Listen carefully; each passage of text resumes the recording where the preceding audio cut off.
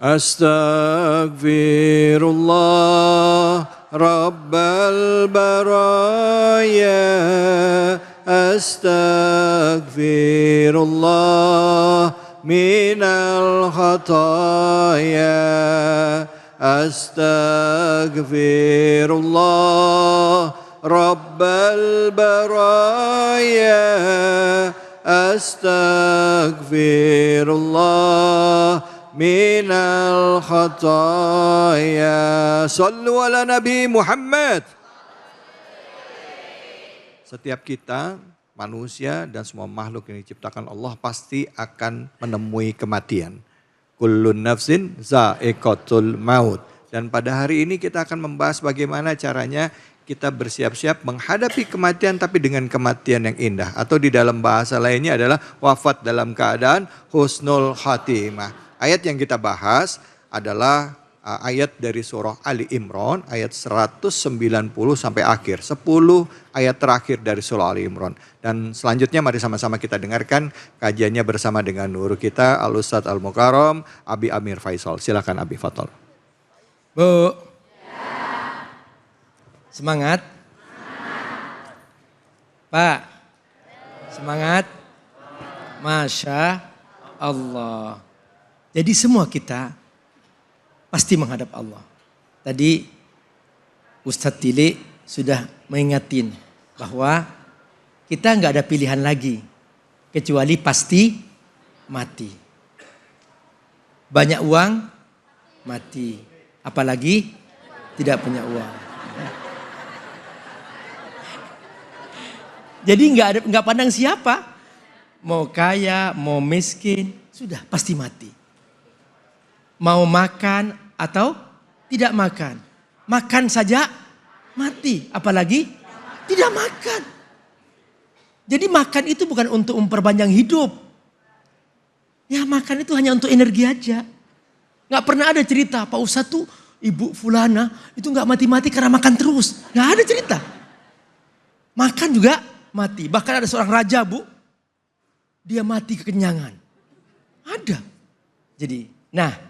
Supaya kita mati husnul khotimah, supaya mati kita indah. Gimana caranya? Caranya adalah perbanyak doa.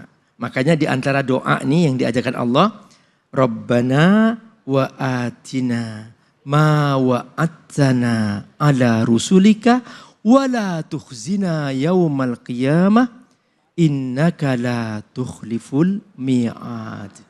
Ya Allah, berikan kepada kami kekuatan untuk mengikuti istiqomah atas janji yang telah kau janjikan kepada Rasul-Rasulmu.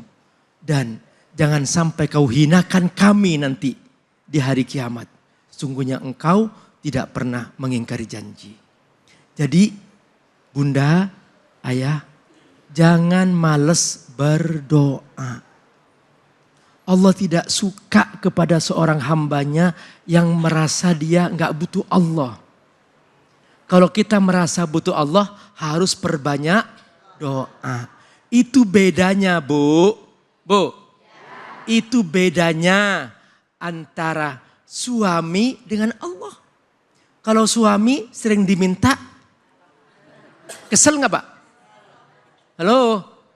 Nah. Nggak berani jawab. Takut salah jawab. Takut pas pulang. Iya. Bukannya penakut, enggak. Cuman istrinya lebih berani aja. Iya. Itu Bu. Kalau Allah nggak diminta, Allah marah. Malam yas'alillah yaghdab alaihi kata Nabi. Siapa yang malas minta kepada Allah, Allah marah kepadanya. Kalau manusia, orang tua nih, senang kalau punya anak mandiri. Anakku yang pertama Pak Ustadz sudah mandiri. Gak pernah minta. Bagus banget tuh anak itu. Seneng kan? Seneng. Anakku yang kedua Pak Ustadz juga sudah belajar mandiri. Jarang-jarang mintanya kepadaku Pak Ustadz. Seneng kan? Seneng. Anakku yang ketiga dia minta terus Pak Ustadz masih bayi. Nah coba kalau ditanya. Bu, kenapa gak pernah minta kepada Allah? Mandiri Pak Ustadz. Ini orang kurang ajar nih. Kalau mandiri dari Allah sudah nggak pantas sudah ya. Nah, kita butuh Allah. Makanya Allah ajarin doa yang banyak. Di antara doa yang sering kali ibu minta coba dalam surah Al-Fatihah apa? Ihdinas siratal mustaqim. Ya Allah beri aku hidayah atas jalan yang lurus. Nah, dalam ayat ini doa yang Allah ajarkan bahwa kita minta ya Allah jangan sampai di hari kiamat nanti aku dihinakan. Wala tukhzina yaumal qiyamah. Caranya gimana Bunda? Caranya pastikan bahwa kita selalu bersama Allah. Halo? Ingin Abi Amir ajarkan nih Bu. Prinsip yang harus ibu ingat selalu. Ya, 3 kata. Dihafal ya. Angkat tangan ke langit ya. Ya. Pertama, minallah. Ana minallah. Ana minallah. Aku dari Allah. Aku dari Allah. Ana lillah. Ana lillah. Aku untuk Allah. Aku untuk Allah. Ana ilallah. Ana illallah. Aku akan kembali kepada Allah. Akan kembali kepada Allah. Kalau ibu ingat ini selalu. Aku dari Allah. Aku untukmu ya Allah. Aku pasti akan kembali kepadamu ya Allah. Maka ibu tidak akan pernah berbuat maksiat. Bapak akan hati-hati dari dosa. Kenapa? Aku dari Allah. Masa pantas aku melawan Allah? Aku untuk Allah. Masa pantas aku mengutamakan kepentingan diriku sendiri? Aku akan kembali kepada Allah. Aku akan dihisab oleh Allah. Masa aku membawa maksiat? Maka ketika mindset kita 3 kata ini, maka kita akan pasti husnul khotimah. Ini dia makna wala tukhzina yaumal qiyamah. Ya Allah jangan hinakan aku nanti di hari kiamat. Dan ketika Bunda dalam kondisi seperti ini, maka pasti kita akan dimuliakan oleh Allah. Dan Allah tidak pernah mengingkari janji. Innaka la tuhliful mi'ad. Semoga Allah berkasih. Baik, alhamdulillah. Bu, yang mau nanya siapa silahkan angkat tangannya. Coba di sebelah mana? Ya, ya. Silakan, ya. Ya, ya Ibu. Assalamualaikum warahmatullahi wabarakatuh. Waalaikumsalam warahmatullahi wabarakatuh. Saya Heni dari Majelis Taklim Al-Hidayah Villa Nusa Indah 3. Ustadz, saya punya teman, dia sangat sukses, tapi selalu menghiraukan ibadah atau lalai. Dan menganggap kesuksesannya itu tidak ada campur tangan dari Allah Subhanahu wa Ta'ala. Yang saya mau tanyakan, bagaimana cara saya menyadarkan teman saya itu Ustadz? Mohon pencerahannya, terima kasih. Ya Allah. Gimana tuh Abi? Lupa ya. Dia itu kok bisa gitu. Iya. Dia itu lahir, memang yang menciptakan dia siapa ya? Iya.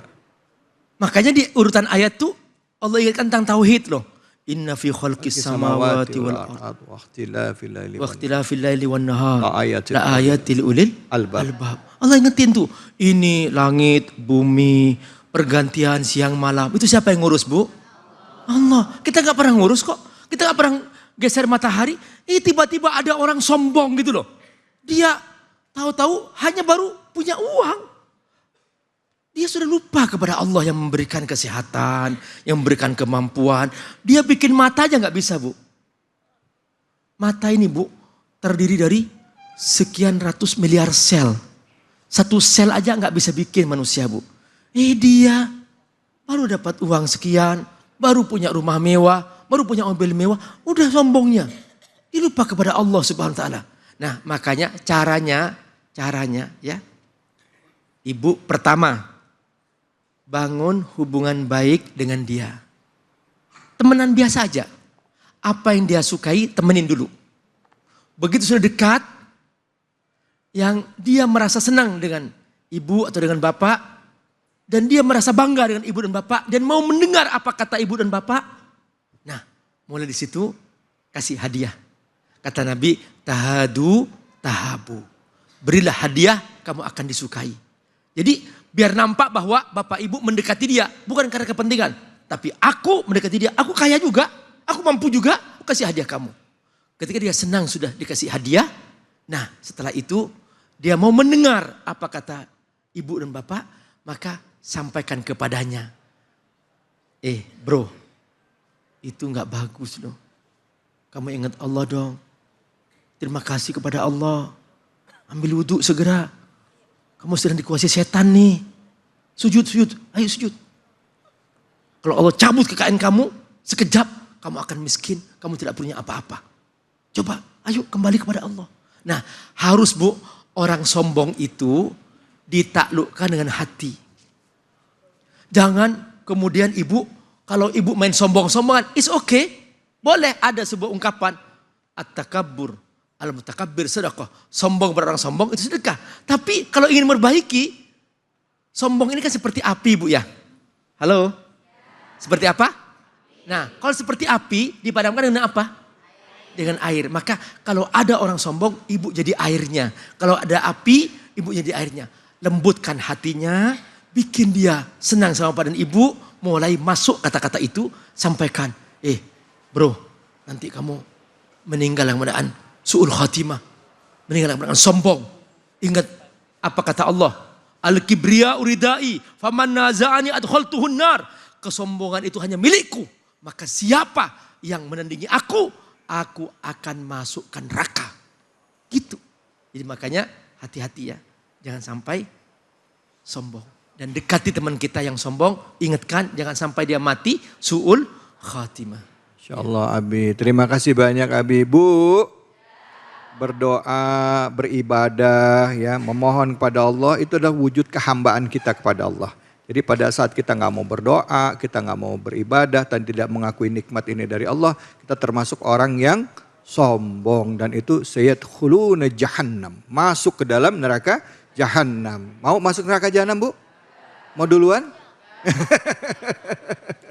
Jangan ya, na'udzubillahi min zalik. Kita harus menjaga diri kita, kehambaan diri kepada Allah. Sudah jelas ya Bu ya penjelasan dari Abi ya Bu? Bu, Pak, jelas? Alhamdulillah, baik Bapak-Bapak, Ibu-Ibu sekalian. Nah kalau masih ada yang mau nanya lagi, entar dulu ya, kita tahan di segmen selanjutnya. Nah sekarang saya lihat Bapak-Bapak Ibu di sini seger-seger ya. Semuanya sehat Bapak-Bapak Ibu-Ibu semua? Alhamdulillah. Ya Ibu-Ibu Bapak-Bapak, selain menjaga kesehatan jiwa, penting bagi kita harus menjaga kesehatan raga atau badan kita. Karena di dalam badan yang kuat ada jiwa yang sehat. Nah saya mau tanya nih, ibu-ibu dan bapak-bapak di sini pernah nggak ngalamin cepat lelah, dada berdebar tanpa sebab, atau waktu cek kesehatan kolesterolnya naik? Ada yang pernah? Nah padahal ya kita cuma makan gorengannya dikit aja ya. 2 piring ya. Tapi angka kolesterolnya langsung naik nih. Nah hati-hati ya, karena kolesterol tinggi itu bukan cuma angka, tapi juga faktor resiko penyakit jantung, stroke, dan hipertensi. Makanya sekarang saya mau perkenalkan satu solusi alami yang bisa bantu atasi masalah itu. Namanya Omepros. Omepros adalah suplemen dengan kandungan lengkap omega 3, 6, 9 plus GLA. Kombinasi yang kuat untuk membantu menurunkan kolesterol jahat LDL, meningkatkan kolesterol baik HDL, dan melancarkan peredaran darah. Dan yang paling penting, Omepros ini bukan obat kimia, tapi suplemen alami yang aman dikonsumsi sehari-hari. Cocok buat kita yang udah usia di atas 45 tahun, pekerja kantor yang sering lembur, atau yang senang sekali makan berlemak. Omepros ini juga tersedia dalam berbagai kemasan, ada isi 30 kapsul, 60 kapsul, dan juga ukuran mini buat yang mau coba dulu. Jadi gampang buat dibawa dan bisa rutin untuk dikonsumsi. Supaya jantung kita tetap sehat, hidup terasa nyaman, tanpa ada rasa cemas akibat kolesterol, saatnya kita beralih ke Omepros. Ingat ya, sehat itu pilihan dan jangan ditunda-tunda. Dengan Omepros, jaga kesehatan jantung bisa dimulai hari ini juga. Ingat ya, sehat itu pilihan. Mulai sekarang, aku mau jaga kolesterolku. Omepros, bantu kurangi lemak darah.